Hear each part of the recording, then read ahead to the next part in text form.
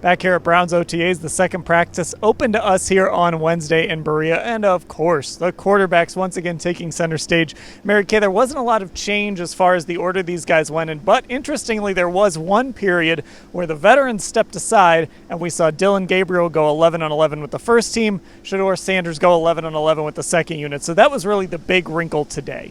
Yes, and of course, it was the first time that we have seen Shedeur Sanders get any of those coveted 11-on-11 reps. Of course, again, it wasn't with the first team offense or against the first team defense, but it's progress, and that means that he's going in the right direction, that the arrow is pointing up, he's coming up the learning curve, so that's good for him. And I actually thought just overall, he had a better day than Dillon had today. He completed more passes, he was more on point. In fact, in that 11-on-11 period, he threw a near touchdown. It was so close to Kaden Davis. At first, we all thought maybe it was a touchdown, and it was called a touchdown on the field. But lo and behold, our crack photographer, Josh Gunter, captured the moment, and there was Kaden Davis's foot right before you get to the goal line. So he was out. Wasn't a touchdown, even though you probably will see that it was in other places, but we've got the goods for you here. and so it wasn't, but it was still a really good throw. And I thought he made good progress, and we have seen growth in him since rookie minicamp.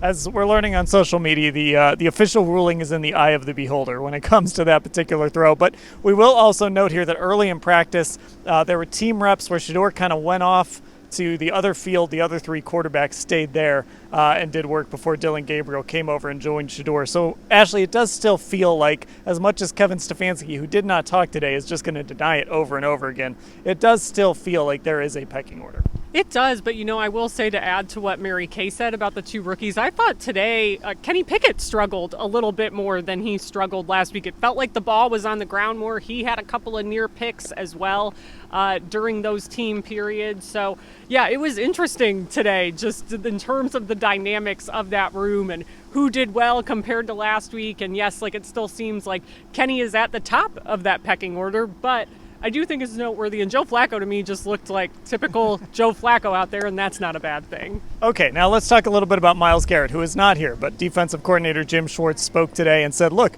with great power comes great responsibility. Myles Garrett, now the richest defensive player in football, and Jim Schwartz believes he's going to have his best year ever, and he should have his best year ever. Absolutely. When you pay someone $40 million a year, you expect that from them. However, Jim Schwartz does not count it against him that he's not here for OTAs. Once again, I've said this many times, when you rise to the level of a Myles Garrett, you maybe get a little bit of a different set of rules than some of the other guys. So they are absolutely not holding it against him that he's not here right now in these OTAs. As we've talked about, he's been in Japan, but high praise from Jim Schwartz, and he really kind of set the bar really high for Myles. And Ashley, we've talked about it before. It always has felt like there is still somehow, some way, another level for Myles Garrett.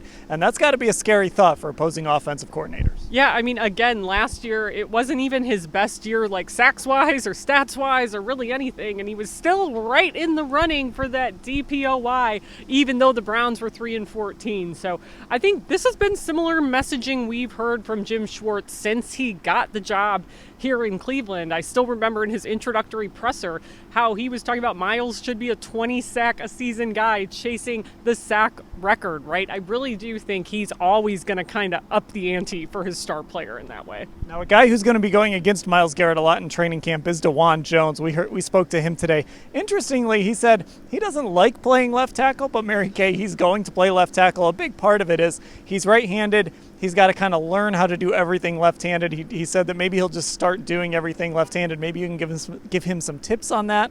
But Dawand Jones kind of making that transition now from right to left, and it looks like obviously he's the front runner for that job. Yeah, he really is. And in terms of saying that he doesn't want to play left tackle, when you are slated and penciled in as the starting left tackle, I'm not sure that's the best choice of words, but you really want to be all in. You want to really be buying in.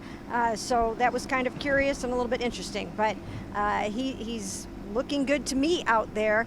And from a physical standpoint, he's lost weight, and he's going to be ready to do what this offensive line will be called to do in this zone blocking scheme. And he did cite Tristan Wirfs as a guy that's moved from right to left. And Ashley, you talked about some of the guys he's been watching. You know, last year he told me about Ronnie Stanley being a guy he really looks up to. And then, of course, Trent Brown, who that makes a lot of sense because that's a guy who has switched sides, and that's also an enormous human being. Yeah, Trent Brown being the one he really focused in on this offseason, it sounds like. And, you know, in terms of his body composition and changing that, you know, he said he actually weighs about the same. He's just put on more muscle. And I asked him, I said, you've finished each of your first 2 seasons with injuries. Like, how much did that really inspire you to go about that change this offseason? And he did make a point to say it is definitely his big goal to finish the year healthy this upcoming season, too.